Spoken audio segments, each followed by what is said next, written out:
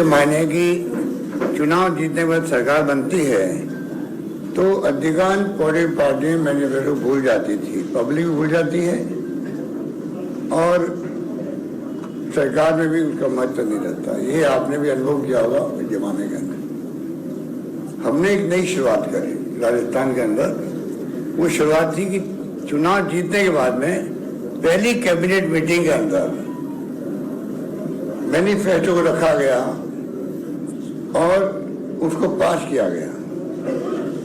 ये पहली शुरुआत थी 98 के अंदर देश के अंदर। तो स्वतः ही सरकारी एजेंडा में आ गए, सरकारी डॉक्यूमेंट बन गया। तमाम कलेक्टर, तमाम सेक्रेटरी सबको कॉपी उपलब्ध हुई। एक्स्ट्रा छपानी पड़ी, हमने छपाई, पर पूरे राजस्थान में कलेक्टर तक में कॉपी गई।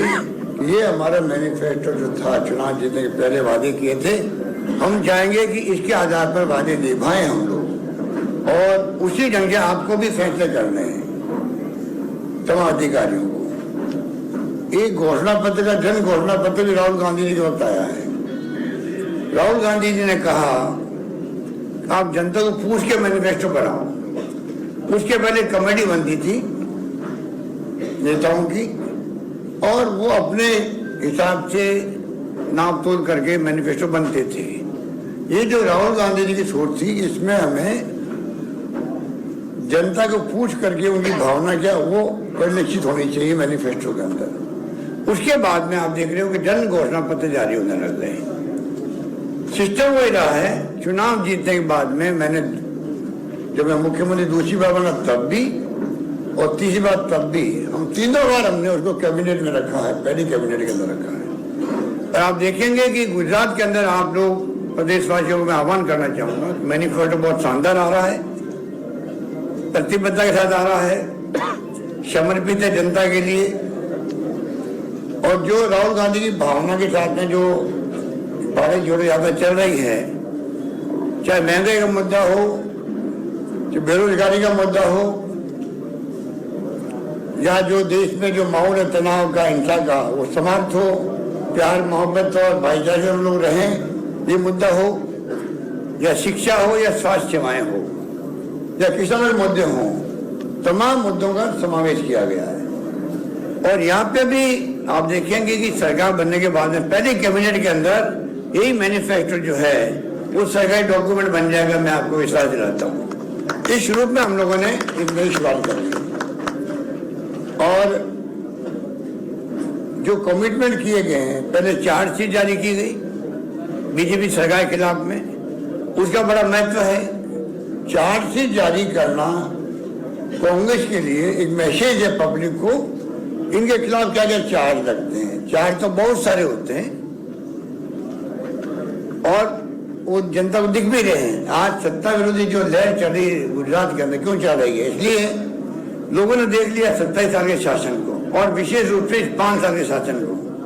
कोरोना में लोग मर गए, बचा सकती थी सरकार। आज गुजरात सक्षम राज्य है देश का, आजादी के पहले से ही। क्या कारण है कि इतना कमजोर हो गया? एक महामारी विश्व स्तर पर आ गई। राजस्थान जैसा स्टेट मुकाबला कर सकता है, नंबर 1 बन सकता है देश के अंदर। भीलवाड़ा मॉडल हमारा राजस्थान में नहीं बल्कि दुनिया में पहुंच सकता है। उसका आधार बना के सबने मुकाबला किया है कोरोना का। तो क्या कारण है? यहाँ तो संपन्न साधन सब मामले हैं। अस्पताल से भीड़ लगी रही अस्पताल के बाहर और वहां पे दीप चढ़ती गई, क्या नहीं होगा? शराब से लोग मर गए, जब शराबबंदी है, नकली शराब बनाए पीने पड़ता उनको। और मौलवी के अंदर क्या हुआ मालूम आपको? मैंने तो सुना बाद में 12 लाख भी खर्च हुए। अब कल्पना कीजिए 135 लोग जान चली गई। और मैं आज फिर कहना चाहूंगा आप सबके माध्यम से सरकार को, और आपको भी रिक्वेस्ट करूंगा, आप मौलवी की घटना को गंभीरता से समझें कि एक हाईकोर्ट के सिटिंग या रिटायर्ड जज से कमीशन बनाने की तकलीफ क्या सरकार को? वो क्या करेगी? वो कम से कम बयान लेगी, तय तक जाएगी किस कारण से ये ब्रिज गिरा है, गलती किसकी रही, किसने कोताही बरती, वो तो करेगा और क्या करेगा।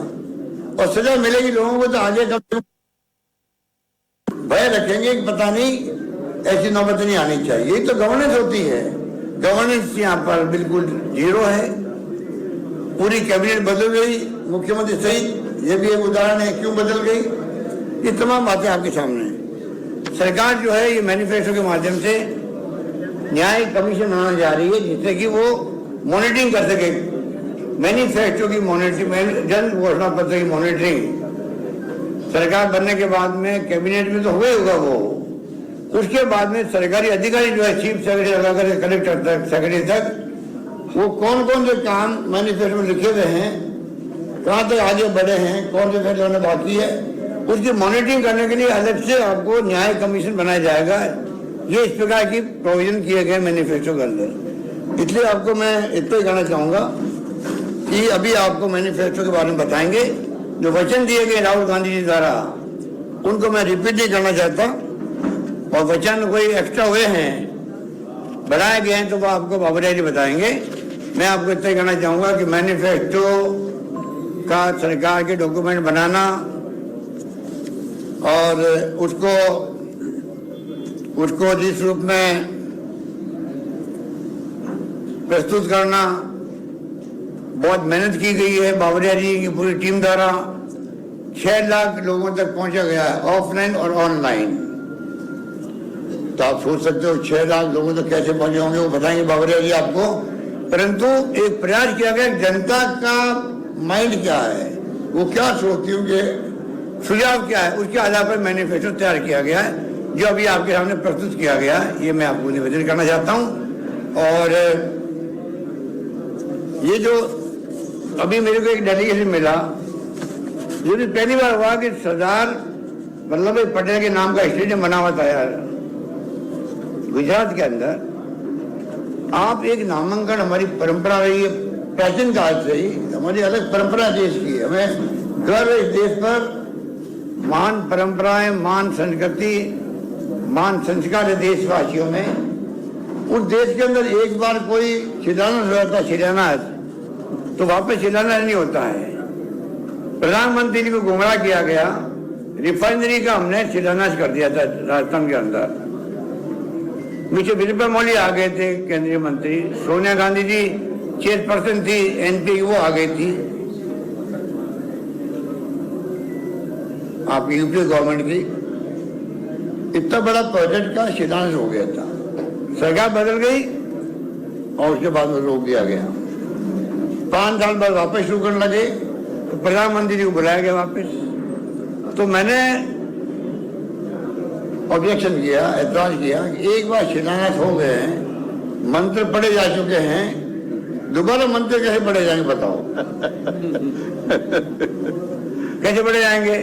तो प्रधानमंत्री पीएम ने क्या किया, नए कार्ड छपाए होंगे मेरे ख्याल से, और लिखा प्रधानमंत्री जी कार्य शुभारंभ के अवसर आ रहे हैं। मतलब 5 साल के कार्य शुभारंभ नहीं किया, शिलान्यास हो गया हमारे वक्त में, अब कार्य प्रारंभ के उपलक्ष्य में आ रहे हैं, और वो आए वहां पर। अब बताइए आप, सरदार पटेल के नाम का स्टेडियम बन गया।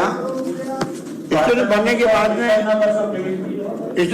बाद में आप कैसे वापस उसका नाम बदल सकते हो नरेंद्र मोदी जी नाम का। अरे नरेंद्र मोदी जी के प्रधानमंत्री है, इससे बड़ा स्टेडियम बन सकता था। अगर प्रधानमंत्री के नाम का स्टेडियम बना, हमें ऑब्जेक्शन नहीं है। आप सरदार पटेल के स्टेडियम रखते, जरूर थोड़ी वो गुजरात नहीं बने।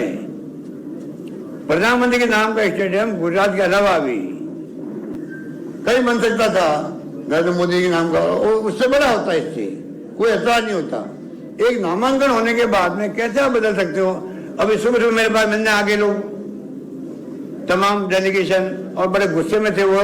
हमने अभियान चला रखा है गुजरात के अंदर कि ये नामांकन बदला गया, इनको वापस ठीक किया जाए। ये कहने के लिए आए मुझे गांव के लोग, उनके गांव के लोग ही थे, सरदार पटेल के गांव के लोग थे। तो ये जो इस प्रकार की जो आपके यहाँ परंपरा डाल रहे हैं बीजेपी वाले, वो मैं उसको किसी रूप में उचित नहीं मानता हूँ। बाकी हमारे जो मैनिफेस्टो है वह भी आप सुनेंगे, उनके मुख्य पॉइंट आप चिंतन करेंगे, मनन करेंगे। मैं समझता हूँ उस पर आप जितना हमें सहयोग करेंगे, आर्टिकल लिखना हो, न्यूज बनानी हो, आपके ऊपर रहेगा। मीडिया का चौथा स्तंभ है, मैं तो उसको बहुत महत्व देता हूँ जिंदगी के अंदर बचपन से ही। और मैं उम्मीद करता हूँ कि मैनिफेस्टो का जो सेंसिटी है, सेंसिटी रखने वाला काम हमारा है, जो पहले नहीं रखी जाती थी।